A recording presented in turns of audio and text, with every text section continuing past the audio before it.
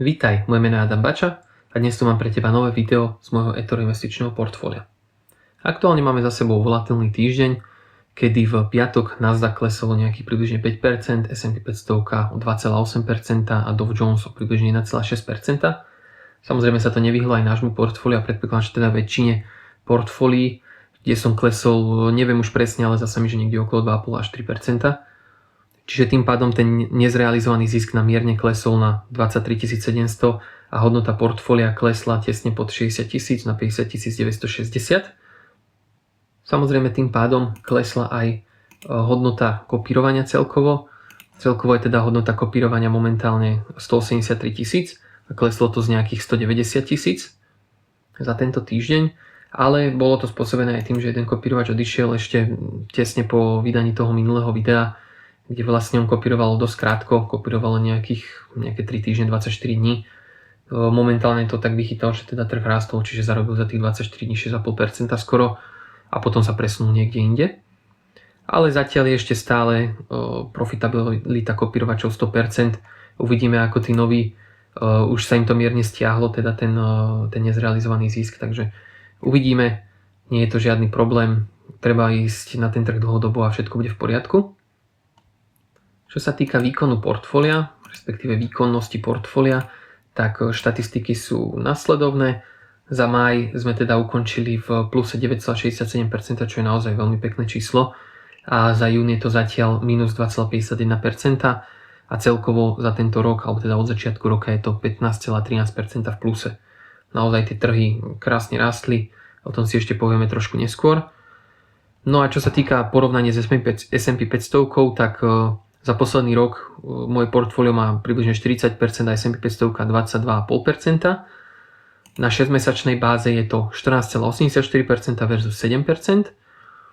Na mesačnej báze je to 2,5% versus cca 0,5%. A dokonca aj na tej týždňovej báze sa mi podarilo prekonať tú S&P 500, kde ja som poklesol len teda minus 2,5% a S&P 500 2,9%. Ale čo mňa osobne najviac zaujíma, je dlhodobý horizont voči S&P 500 a to je teda 5-ročný horizont, pretože to, že to jeden týždeň viac kleslo alebo stúplo, mne v podstate nič nepovie. Mňa zaujíma ten dlhodobý horizont, čo je najlepšie. Čo mňa najviac teší je, že si pozriem ten 5-ročný horizont a tam sa mi darí teda prekonávať S&P 500 momentálne o cca 10% a to teda ja som v pluse 79% a S&P 500 je 69%. Tie týždňové a mesačné výkyvy mňa osobne teda nezaujímajú hlavne preto, že momentálne som vo fáze budovania toho portfólia. Nie je to ešte portfólio, z ktorého by som žil, z ktorého by som vyberal peniaze, ale práve že naopak je to portfólio, do ktorého každý mesiac tie peniaze vkladám. Chodím normálne do práce a vlastne tie peniaze, ktoré zarobím, potom vkladám do toho portfólia, aby som jedného dňa mohol z tohto portfólia môjho žiť.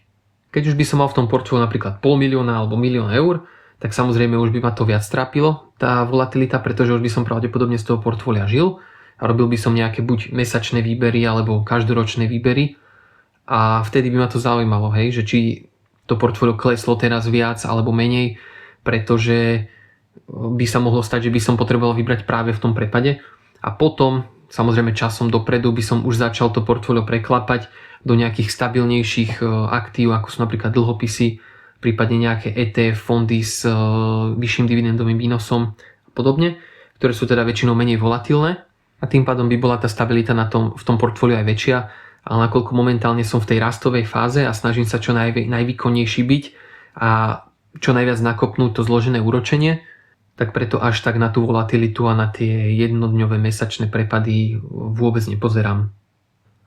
Chcel by som vám v tomto videu ešte povedať jednu zaujímavosť, na ktorú som náhodou narazil, keď som čítal jeden článok.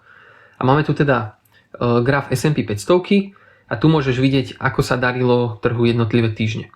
Máme momentálne za sebou 9 týždňov rastu, čiže každý týždeň počas 9 týždňov bol skončený v zelených číslach. Neznamená to, že nemohol v tom danom týždni nejaký deň ten trh klesnúť, ale vždycky ten daný týždeň skončil v zelených číslach. Čiže to sa teraz stalo momentálne 9 krát po sebe. Keby to ešte rástlo aj ten minulý týždeň a bolo by teda 10 týždňov po sebe zelených, tak takýto jav sa naposledy udial v roku 1985. Čiže bola by to naozaj dosť výnimočná udalosť a stáva sa to veľmi málo kedy. To sa ale teda nenaplnilo, no a tento 9 týždňový rast býva častejší ale tiež nie je veľmi častý a od roku 1945 sa to stalo len 11. krát. Čiže naozaj za posledných 80 rokov to je len 11 krát, čo takto trh rástol za sebou 9 a viac týždňov.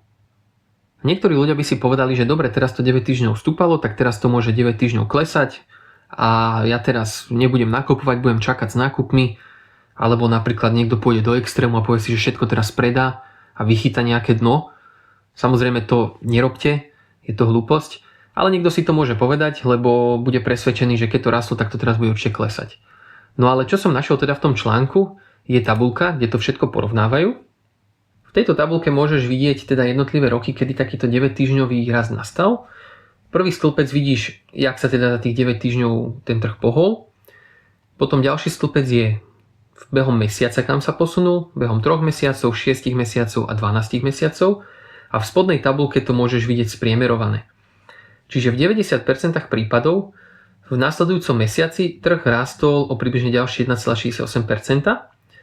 V 60 prípadoch po 3 mesiacoch bol o 3% hore, v 70 prípadoch bol priemerne o 6% hore a v 80 prípadoch 80% prípadov bol teda behom roka o ďalších 10% priemerne hore. Čiže ten, kto bude čakať teraz rok na to, že ten trh klesne a príde stále tá kríza a on všetko predá a potom nakúpi, keď príde kríza, tak má len 20% šancu, že naozaj sa to stane. Sú to historické dáta, nikto netuší, kam to pôjde. Ja vás len chcem upozorniť, že určite nerobte nejaké unáhlené závery, že teraz všetko predáte, lebo príde obrovská kríza. Nenechajte sa zlanáriť emóciami, nejakým teraz zbytočným predajom a podobne. Každopádne tento rok sa teda znova zapíše do tabuliek ako výnimočný a uvidíme, čo nás ešte prekvapí, ako to bude v druhej polovici roka, či budeme rásť, či budeme klesať, nikto nevie. Každopádne, keď budeme klesať, budeme sa radovať, že nakupujeme za lacnejšie, pretože naozaj teraz to dosť rastlo a všetko výrazne zdražilo. Čiže keď to bude klesať, budeme nakupovať za lacnejšie a keď to bude stúpať, tak sa budeme tešiť, že viac získavame a viac zarábame. Keď sa teraz ešte vrátim rýchlo k portfóliu, tak v podstate top pozície zostali nezmenené stále. Caterpillar patrí k tej najlepšej pozícii a to 500%, Nucor 460%, Grainger 355%. Potom je tam ExxonMobil, Nvidia, Taiwan Semiconductor, AMDčko. Aj keď vidíš, že výrazne klesali, o 10% kleslo AMDčko v piatok a stále tam mám vlastne 184% zhodnotenie, čiže naozaj tam krásny profitový vankúš. No a čo sa týka teda pozícií, ktoré klesali, respektíve ktoré sú momentálne v strate, tak najhoršie je stále VFCčko, Adobe, AT&T a Roper. To zostalo nezmenené a nechystám sa žiadne takéto pozície uzatvárať ani nič podobné, proste dlhodobo ich budem držať. Taktiež sa chystám nakupovať ďalší týždeň, ako som vravel, čiže budem vkladať ďalšie peniaze.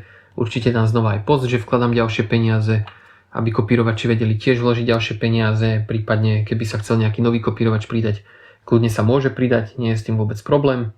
Ideálne je kopírovať od nejakých $500 aj vyššie, dá sa aj s nižšou sumou, ale potom sa môže stať, že niektoré pozície ti to neotvorí. Čiže treba s tým rátať, ale keď potom postupne vložíš ďalšie a ďalšie peniaze, tak ono by sa to malo realokovať a malo by sa to postupne potom všetko pootvárať. Dobre, to by bolo z tohto rýchleho videa pre dnes všetko. Ak sa ti video páčilo, budem veľmi rád, ak mi dáš na neho like. Prípadne, ak tu nemáš ešte odber, tak si daj odber, zapni si zvonček, aby ti neušlo žiadne ďalšie video. Ja sa budem snažiť natočiť ďalšie video zase ďalší týždeň, kde si ukážeme, čo som nakúpil a ako sa teda ďalší týždeň trh vyvíja, či teda ďalej klesal, alebo či zase začal stúpať. Prajem ti veľa úspechov a počujeme sa pri ďalšom videu. Čau.